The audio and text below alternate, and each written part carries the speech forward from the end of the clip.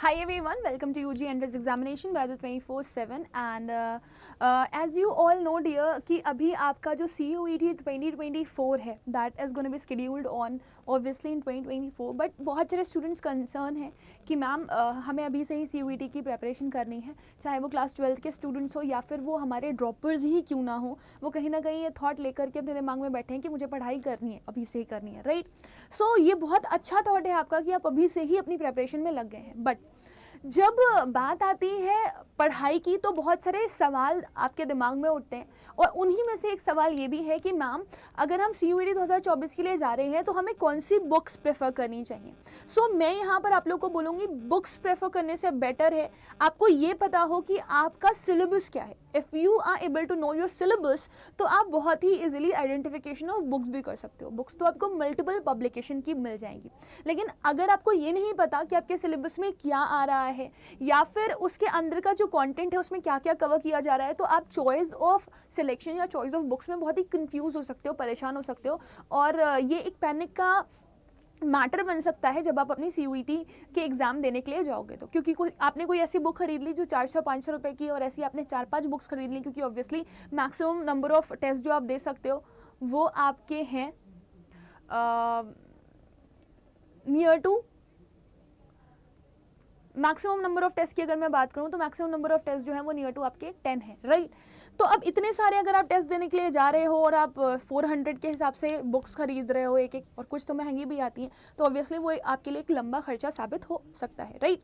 सो सबसे पहले हम बात करते हैं कि हमारा अगर एग्जाम हो रहा है तो हमारे एग्जाम्स में किस किस तरह के जो टॉपिक्स हैं या कौन कौन सी चीज़ें हैं जो ऑब्वियसली पूछी जाती हैं। तो सबसे पहला और सबसे इंपॉर्टेंट पार्ट जो है वो है आपका लैंग्वेज। लैंग्वेज आपकी कोई भी हो सकती है, मतलब आपकी कोई फॉरेन लैंग्वेज भी हो सकती है, ठीक है, या रीजनल लैंग्वेज भी हो सकती है, लेकिन मैक्सिमम बच्चे जो मैंने देखे वो चूज़ करते हैं इंग्लिश लैंग्वेज की बुक, राइट। तो अब इंग्लिश लैंग्वेज आपका एक बहुत इंपॉर्टेंट पार्ट बन जाता है and language is actually very very very important, right. तो अब क्योंकि maximum number of students English as language choose कर रहे होते हैं तो वो इस चीज़ को लेकर के काफ़ी कंफ्यूज होते हैं कि मैम इंग्लिश का सिलेबस कहाँ से कंप्लीट करें और इंग्लिश के लिए कौन सी बुक जो है वो बेस्ट रहेगी। ऐसे तो अगर मैं आपको बताऊँ तो इंग्लिश के लिए मल्टीपल बुक्स हैं। अब आपका विकैबुलरी भी एक पोर्शन है जो आपके एग्जाम में आ रहा है, राइट। आपके एग्जाम में आपका वर्बल पोर्शन भी आ रहा है जिसमें रीडिंग कॉम्प्रीहेंशन, रीअरेंजमेंट, ये सारे पार्ट भी हैं। फिर दूसरी तरफ आपका ग्रामर पोर्शन भी आ रहा है, ग्रामर के अलावा वर्बल पोर्शन भी आ रहा है। ग्रामर में पार्ट ऑफ स्पीच हो गई है आपकी, फिर अगर आप वर्बल में और चले जाओगे तो फिगर ऑफ स्पीच और एनालॉजी जैसे टॉपिक्स भी आपके एग्जाम्स में आ रहे हैं। तो हो सकता है कि अगर आप किसी भी पब्लिकेशन की बुक लेते हो, जैसे कि आप किरण पब्लिकेशन की बुक लेते हो या दिशा पब्लिकेशन की बुक लेते हो या फिर आप रेन एंड मार्टिन ले लेते हो, बहुत सारे से बच्चे करते हैं ये, या फिर वो वर्ल्ड पार मेडिजी ले लेते हैं, तो प्रॉब्लम क्या आती है आप स्पेसिफिक हो जाते हो। अब मान लो एक एक बुक आप खरीदने के लिए चले, एक बुक आपकी 150 की पड़ रही है, दूसरी 400 की पड़ रही है, तीसरी 300 की पड़ रही है, तो आप एक्चुअली में एक पर्टिकुलर बुक के कितने सेट्स खरीदोगे, है ना, कि आप रीडिंग कॉम्प्रिहेंशन के लिए अलग खरीद रहे हो, फिर रीडिंग कॉम्प्रिहेंशन में भी अगर आपका पोइट्री सेक्शन आ गया और पोइट्री एक्सट्रैक्ट्स आ गए तो फिर आप क्या करोगे, तो आप परेशान होते हो इसके लिए, है ना। तो ये एक बहुत कंफ्यूजन का विषय बन जाता है एंड बिलीव मी ये सारे पॉइंटर्स आपको ध्यान रखने हैं कि जब भी आप किसी भी बुक का चयन कर रहे हैं फॉर योर इंग्लिश लैंग्वेज या फिर किसी भी लैंग्वेज स्पेसिफिक के लिए, तो विकैब एक इंपॉर्टेंट पार्ट है, इस चीज़ को आप ध्यान रखेंगे। दूसरा इंपॉर्टेंट पार्ट है आपका ग्रामर, ठीक है, दूसरा इंपॉर्टेंट पार्ट है आपका ग्रामर जिसमें आपका direct, indirect speech, active, passive voice सब कुछ आ जाता है। फिर आपका थर्ड जो पार्ट आता है जो कि एक बहुत इंपॉर्टेंट हिस्सा है वो है आपका verbal portion. Verbal portion is different and verbal ability is different. Verbal portion में आपका आरसी आ जाता है और आरसी में भी ऐसा नहीं है कि रीडिंग कॉम्प्रिहेंशन में सिर्फ कॉम्प्रिहेंशन आ रहा है, इसमें कभी कभी पोएम एक्सट्रैक्ट्स भी आ जाते हैं, राइट। रीअरेंजमेंट आ जाता है आपका, ठीक, रीअरेंजमेंट एक बहुत इंपॉर्टेंट पार्ट बन जाता है। फिर फिलर्स आ जाते हैं, फिल इन द ब्लैंक्स आ जाते हैं, चूज द करेक्ट वर्ड्स आ जाते हैं, स्पेलिंग एरर्स आ जाते हैं, राइट।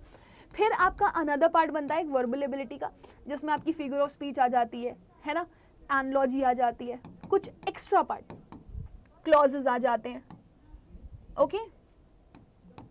तो ये सब आपको ध्यान में रखना है कि जब भी आप बुक खरीद रहे हो तो आप इन सब चीज़ों को नोटिस करो। आपके पास ये जो भी किताब है उसके इंडेक्स ज़रूर चेक करिएगा जब आप लेने चलिएगा, क्या वो ये सारे के सारे टॉपिक कवर कर रही है।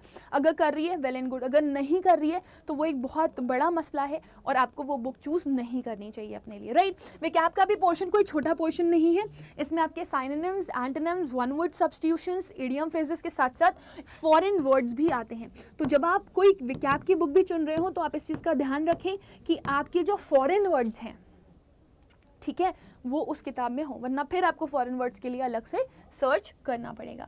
अब दूसरा जो आपका हिस्सा आता है यहाँ पर वो आता है which is actually really very important. ये हाँ, एक चीज़ मैं आपको बताती चलूँ जो मैं स्किप शायद कर जाती अभी।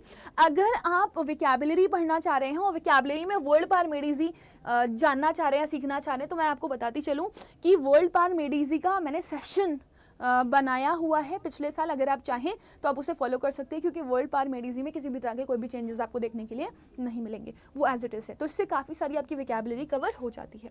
फिर आप आगे बढ़ेंगे तो आगे वाला पार्ट जो हमारा बनता है वो बनता है हमारा डोमेन सब्जेक्ट का, राइट। अब इसमें भी समझिए कि आपका डोमेन क्या है, व्हाट योर डोमेन इज। क्या आप एक साइंस स्ट्रीम के स्टूडेंट हैं या फिर आप एक कॉमर्स स्ट्रीम के स्टूडेंट हैं, राइट, या फिर आप ह्यूमैनिटीज़ के स्टूडेंट हैं, ये आपको अच्छे से पता होना चाहिए, ठीक है ना। अच्छा, अगर आप दिल्ली यूनिवर्सिटी के लिए जा रहे हैं तो दिल्ली यूनिवर्सिटी इस चीज़ पर कंपल्जन लगाता है कि आपने 12th में वो सब्जेक्ट्स पढ़े होने चाहिए जिनका एग्जाम आप CUET के लिए देने जा रहे हो। और मैक्सिमम के लिए जब आप जाते हो तो आपको एक लैंग्वेज के साथ 3 डोमेन तो लेने पड़ते ही पड़ते हैं। एक लैंग्वेज के साथ 3 डोमेन तो आपको लेने पड़ते ही पड़ते हैं, राइट। अब साइंस में अगर आप जाएंगे तो आपका PCM, फिजिक्स केमिस्ट्री मैथ्स। कुछ बच्चे बायो लेते हैं तो बायो PCB, है ना। अच्छा, कुछ बच्चे होते हैं जो मैथ्स और बायो दोनों के साथ जाते हैं, तो वो भी उनका एक पार्ट होता है, तो उसको भी ले सकते हो। लेकिन अगर आप किसी भी साइंस स्ट्रीम के कोर्स के लिए जा रहे हो तो आपके मेजर जो सब्जेक्ट्स होते हैं वो PCM या PCB होते हैं, ठीक है। फिर कॉमर्स पे आप आ जाते हो, आपका BST हो जाता है, कॉमर्स हो जाता है, ठीक है, अकाउंट्स हो जाता है, आपका इकोनॉमिक्स हो जाता है। तो बच्चा जो भी लेना चाहे वो ले सकता है। फिर उसके बाद ह्यूमैनिटीज़ आता है आपका, तो ह्यूमैनिटीज़ वाले भी बच्चे कई बार क्या करते हैं, हाँ, ये कॉमर्स वाले बच्चे मैथ्स भी लेते हैं कभी कभी। फिर अगर आप बात कर रहे हैं आपके ये वाले सेक्शन की, ह्यूमैनिटी सेक्शन की, तो फिर उसमें हिस्ट्री हो गया, ठीक है, आपका पॉलिटी हो गया, ज्योग्राफी हो गया, सिविक्स हो गया, तो अलग अलग टॉपिक्स होते हैं ऑब्वियसली। तो मैं आपको ये बोलना चाहती हूँ, वैसे तो आपके लिए अगर आप क्लास 12th की अपनी सिलेबस को कवर कर रहे हो ऑफ व्हाट, NCERT, अगर आप अपनी NCERT पढ़ रहे हो तो वो आपके लिए सफिशिएंट होती है। बट हाँ, यहाँ पर आप झूलते कहाँ पर हो, अगर आपको क्रिएटिव क्वेश्चंस स्पेसिफिक नहीं मिलते हैं, क्योंकि लास्ट मोमेंट पे जब बच्चा कहीं फंसता है तो वो फंसता है अपनी स्पीड में और अपनी एक्यूरेसी में, है ना। वो कंफ्यूज हो जाता है क्वेश्चंस के ऑप्शंस के बीच में। तो आप अगर बाहर की कोई बुक रेफर कर रहे हैं, ऑब्वियसली आपको मिल जाएंगी अलग अलग पब्लिकेशंस की, जैसे मैंने पहले भी नाम लिए, सारे ही पब्लिकेशंस बुक्स बना रहे हैं। तो आप क्या कर सकते हैं, अड्डा का भी अपना पब्लिकेशन है, तो उसकी भी मैं एडवांटेज आपको बता दूंगी। तो क्लास 12th में अगर आप NCERT के लिए जा रहे हैं, सफिशिएंट है वो आपके लिए सिलेबस में। बट अगर आप क्वेश्चंस में अटकते हैं या क्वेश्चंस में फंस रहे हैं, अब ये क्वेश्चंस मैम कहाँ से मिलेंगे, तो आप कुछ ना करें, आप अड्डा 24/7 की ऐप पर जाकर के बहुत सारे क्विजेस जो हैं, पहले तो ऐप डाउनलोड कर लें, उसमें बहुत सारे क्विजेस फ्री ऑफ कॉस्ट पड़े हुए हैं। तो उससे आपको क्या मिल जाएगा, उससे आपको एक आइडिया मिल जाएगा किस तरह के क्वेश्चंस एग्जाम्स में आ रहे हैं और किस तरह के क्वेश्चंस जो हैं वो हमें कवर करने हैं, राइट। तो फिर आप जब बुक लेने के लिए जाएंगे मार्केट में तो आप देख लेंगे कि आपका इस तरह का स्पेसिफिक क्वेश्चन हो, क्योंकि आपको एक पैराग्राफ दे दिया जाता है, उसमें बेस्ड आपसे क्वेश्चंस पूछे जाते हैं, right. So question specific book होनी चाहिए, इस चीज़ को ध्यान रखें, ठीक है। और जो भी बुक है उसमें PYQ जरूर कवर किए हुए हों, ये आप देख लें CUET के, इस चीज़ का थोड़ा सा ध्यान रखना। एक्यूरेसी और स्पीड मैटर करती है, तो उसके लिए आप लोगों को मॉक टेस्ट ही लेना पड़ेगा। एक्यूरेसी और स्पीड आपकी कभी भी बुक नहीं बना सकते, क्योंकि स्पीड के साथ एक्यूरेसी मेंटेन करना ये मॉक टेस्ट का काम होता है, तो वो ऑब्वियसली आप अलग से खरीदोगे, है ना। अब आती है बात जनरल टेस्ट की। सो जनरल टेस्ट जो है ये आपका, this is a kind of optional for maximum courses. मतलब अगर आप फॉर मैक्सिमम कोर्सेज जाओगे, बच्चा जनरली कौन सी यूनिवर्सिटी प्रेफर करता है, DU प्रेफर करता है, BHU प्रेफर करता है ना। लेकिन BHU में जाओगे आप तो मैक्सिमम कोर्सेज के लिए उन्होंने GT बोला हुआ है, लेकिन DU में जाओगे तो बहुत रेयर ऐसे आपको मिलेंगे जिसमें कंपलसरी है, बाकी मैक्सिमम में आपको ऑप्शनल मिलता है, ठीक है ना। अगर आप इलाहाबाद यूनिवर्सिटी में चले जाते हो तो जनरल टेस्ट इज कंपलसरी, है ना। ऐसे ही अगर आप जेएनयू में जा रहे हो तो आपको मैक्सिमम कोर्सेज के लिए वो कंपलसरी मिलेगा। तो general test is one kind of option. अगर आप ले रहे हो तो बहुत सोच समझ करके, सूझबूझ करके लेना। क्यों? क्योंकि जनरल टेस्ट में देखो आपका क्या क्या कवर होता है। आपका सबसे पहले जनरल एप्टीट्यूड जो मैथ्स होती है, फर्स्ट टू क्लास 8 तक की मैथ्स, 6 to 8 की होती है जनरल एप्टीट्यूड, क्लास 8 तक की मैथमेटिक्स की। फिर आपकी रीजनिंग आती है, इसमें रीजनिंग में इवन पजल तक पूछ ली जाती है। फिर आपका जो तीसरा पार्ट बनता है वो होता है जीएस का, जीएस और करंट अफेयर्स। करंट अफेयर्स इतना इलेबोरेटिव टॉपिक है कि आप टू द पॉइंट कहीं स्पेसिफिक नहीं रह सकते, आपको पढ़ना ही पड़ेगा डेली का डेली, जब से आपने पढ़ाई शुरू करी है अपनी। तो क्योंकि वो पिछले 6 महीने तो पूछते ही पूछते हैं, उसके अलावा भी कभी कभी पीछे का भी चला जाता है। बट मोस्ट आपकी जीएस आती है, स्टैटिक जीके, राइट। तो जब आप बुक प्रेफर करें तो ऐसे जनरल एप्टीट्यूड की अलग लेने जाएंगे, रीजनिंग की अलग लेने जाएंगे, जीएस और सीए की अलग लेने जाएंगे तो आप ऑब्वियसली परेशान हो सकते हैं। अगर कोई आपको स्पेसिफिक ऐसी बुक मिल रही है जिसमें तीनों के तीनों कंबाइंड मिल जा रहे हैं, बहुत अच्छी बात है ना। या फिर आपको कुछ ऐसा मिल जाए कि वो कुछ चीप रेट्स में आपको प्रोवाइड कर रहे हो कि एक साथ कहीं पर कंपाइलेशन आपको मिल जा रहा हो, तो बहुत अच्छी बात है। तो ये बहुत स्पेसिफिक होता है और इसको लेकर के भी आपको बहुत टू द पॉइंट होना पड़ता है। अब ऐसा ना हो कि आप एसएससी की कोई बुक खरीद लें या आपके भैया दीदी ने पढ़ाई करी हुई हो वो आप उठा करके पढ़ने लगे, क्योंकि बहुत सारे ऐसे टॉपिक हैं जो एसएससी में आते हैं और आपके सीयूईटी में नहीं आते। बहुत सारे ऐसे टॉपिक हैं जो आपके बैंक में आते हैं, सीयूईटी में नहीं आते, राइट। तो वो बुक्स ना ही प्रेफर करें तो अच्छा है। रेफरेंस के लिए, प्रैक्टिस ऑफ क्वेश्चंस के लिए आप कर सकते हैं, बट आपको सीयूईटी के लिए अलग से ही बुक्स खरीदनी पड़ेंगी, क्योंकि वो आपके लिए एक नीड बन जाती है ना। अब आपके पास 2 तरीके हैं, there are 2 ways to learn from books. अगर आपकी आईसाइट अच्छी है and you are used to of the screen, बहुत बढ़िया है, आप ई बुक्स का भी इस्तेमाल कर सकते हैं। बहुत सारे लोग अपनी ई बुक्स भी प्रोवाइड करते हैं और वो कंपेरेटिवली जो हार्ड कॉपीज़ होती हैं उनसे सस्ती होती हैं, क्योंकि भाई हार्ड कॉपीज़ में खर्चा आता है ऑब्वियसली, पेजेस वगैरह का, है ना। तो 2 तरीके हैं। अगर आपकी आईसाइट वगैरह वीक है और आपको लगता है नहीं यार, मतलब मैं बिना हार्ड कॉपीज़ के नहीं पढ़ सकता, तो आप दोनों में से चॉइस बना लो, या तो ई बुक से पढ़ना है या तो हार्ड कॉपीज़ से पढ़ना है। तो जिससे भी पढ़ना है वो चॉइस बना लो और उसके हिसाब से आप बुक अपनी परचेज करने के लिए जाओ। तो when you will go to Google search, you will get a lot of books, right? Now, अब जब बच्चा इस थॉट में आता है कि मेरे को बुक खरीदनी है, तो उसके दिमाग में एक और चीज़ क्या क्या होनी चाहिए। पहला, उसमें सिलेबस का कोई ऐसा पॉइंटर ना हो जो छूटा हो, पूरा सिलेबस कवर किया जाए, पहला पॉइंट। दूसरा, मैक्सिमम क्वेश्चन प्रैक्टिस उसमें दिए गए हो, ठीक है, मैक्सिमम क्वेश्चन प्रैक्टिस दिए गए हो, प्लस आपके पीवाईक्यू जरूर उसमें कवर किए गए, क्योंकि पीवाईक्यू से आपको आइडिया लग जाता है कि आपके एग्जाम से किस तरह के क्वेश्चंस आ रहे हैं, राइट। सो आप अगर किसी ऐसी किताब को ढूंढ रहे हैं और अगर आपको मिल जाती है, बहुत वेल एंड गुड। चलिए मैं आपका थोड़ा सा काम आसान कर देती हूँ। अगर आपको स्पेसिफाई होना है, मतलब आपको नहीं पता कि आप बुक्स के लिए कहाँ जाओगे, या आप परेशान होते हो कि आपको कोई बुक नहीं मिलती ढंग की पढ़ने के लिए, तो आप ना सीधे सीधे जाओ और अड्डा 24/7 की ऐप खोलो। जैसे ही आप ऐप पर जाओगे ना, आप ऑल कोर्सेज पे चले जाना, अंडरग्रेड पे जाना, सीयूईटी पे चले जाना, अपने फ़ोन में अड्डा की ऐप को डाउनलोड कर लो, स्टोर ऑप्शन पे जाओगे, अपना एग्जाम जरूर सिलेक्ट कर लेना, आपको मिल जाएगी। ये है महापैक। महापैक उन बच्चों के लिए होता है जो बार बार अड्डा के बैचेस में रहना चाहते हैं, मतलब लाइफ टाइम के लिए। साइंस का बैच है, कॉमर्स का बैच है और आर्ट्स का बैच है।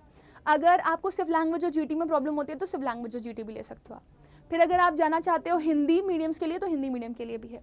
बट आप बुक कैसे परचेज करेंगे, थोड़ा सा ऑब्वियसली आपको नीचे जाना पड़ेगा। यहाँ पर देख सकते हैं आपकी टेस्ट सीरीज वगैरह भी है, लेकिन हम टेस्ट सीरीज के ऊपर बात अभी नहीं कर रहे। अभी we are just talking of what we are talking of books. तो अब यहाँ पर देखिए आपके पास बुक है पीसीएम की 559 रुपीज़ की, यानी कि इसमें फिजिक्स भी मिल जाएगी, केमिस्ट्री भी मिल जाएगी, मैथ्स भी मिल जाएगी।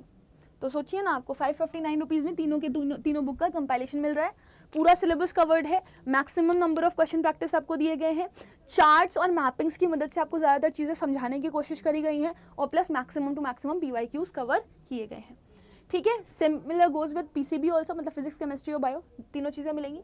जीटी और इंग्लिश का जो कॉम्बो है वो आपको अलग से मिल रहा है, अलग से खरीदना पड़ता है 399 रुपीज़ का। इसमें भी सब कुछ कवर है, मतलब लैंग्वेज में भी कोई पार्ट ऐसा नहीं है जो छोड़ा हो, चाहे ग्रामर हो, चाहे विकैब हो, ठीक है, चाहे फॉरेन वर्ड्स हो, या फिर वर्बल पोर्शन हो, या फिर वर्बल एबिलिटी हो, कुछ नहीं छोड़ा, सब कुछ है यहाँ पे, ठीक है। फिर आता है आपका बैक जा करके, आपको और भी दिखा देती हूँ मैं, क्योंकि ऑब्वियसली यार मतलब ये एक बहुत चिंता का विषय है, बहुत बड़ा चिंता का विषय है। Same goes with commerce also. Commerce के लिए भी आप जाएंगे तो कॉमर्स की भी अवेलेबिलिटी आपको मिल जाएगी। कॉमर्स की भी अवेलेबिलिटी आपको मिल जाएगी, राइट। तो अब कॉमर्स की भी सेम अवेलेबिलिटी मिल जाएगी, ह्यूमैनिटीज की भी सेम अवेलेबिलिटी मिल जाएगी। बट अगर कोई भी ऐसा बच्चा है सपोज जो कह रहा है कि मैम मैं ना मतलब कम में ज़्यादा पाना चाहता हूँ, तो मैं क्या करूँ, मैं सीधे एक बैच में एनरोल कर लेता हूँ। बैच में मुझे बुक्स इंक्लूडेड मिलेंगी, टीचर्स के डाउट सेशंस में मिलेंगे, लाइव सेशंस और रिकॉर्डेड सेशंस तो मिल ही रहे होंगे, and it's gonna be really very helpful. तो ये बैच आपका जो है वो 8924 रुपीज़ का है। जैसे ही आप इस पर कोड लगा लेंगे Y484, ठीक है, Y484, तो ये बैच आपको कितने का मिल जाएगा, ये बैच आपको मिल जाएगा 8714 रुपीज़ का, राइट। अच्छा, अगर आपको बुक्स लेनी है और अगर बुक्स में आपको किसी तरह का कोई डिस्काउंट चाहिए तो आप क्या कर सकते हो, आप यहाँ पर Y484 के साथ एक SB यूज़ कर लेना। So with this my dear student we have come to the end of the session. Bye bye, take care and God bless you all.